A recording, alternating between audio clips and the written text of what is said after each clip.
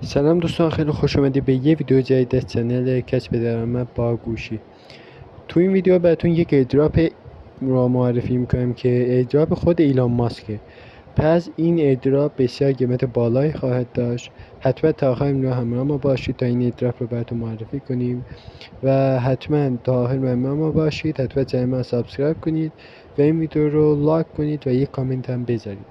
بریم سراغ این ویدیو. قبل از رفتن ویدیو بهتون بگم که این ایردراپ لینکش رو داخل چنل تلگرامم گذاشتم. لینک چنل تلگرامم آیدیشو داخل کپشن میذارم یا همون دیسکریپشن میذارم. به دلیل اینکه چنل متازه زدم نمیذاره لینک بذارم، کافی کنو تو جستجو سرچ کنید و چنلمو بالا بیارید.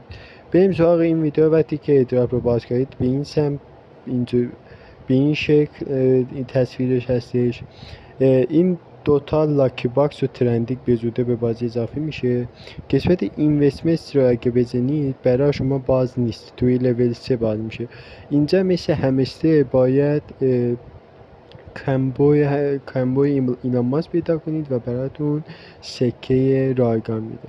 خب قسمت بعدی قسمت مانی، اگه بزنید روش، اگه بزنید مانی رو براتون انجام میده که میتونید پروفیت رو هم بالا ببرید که دیدام میگم چطور پروفیت رو بالا ببرید. خب قسمت بعدی قسمت اینکامز هستش که اینجا پروفیت رو بالا میبرید. با ارتقا دادن اینا میتونید پروفیت خودتون رو بالا ببرید. اینجوری هم دیگه مشاهده میکنید پروفیت من داره بالا میره. من 31 کا میدم، پروفیتم رو اینجا بالا میبرید. خب اینم از پروفیت. قسمت بتل داریم. اینجا به زودی بتل اضافه میشه که هنوز اضافه نشده، شاید اضافه شده، نه به زودی بتل اضافه میشه، هنوز اضافه نشده. خب بتل چجوره؟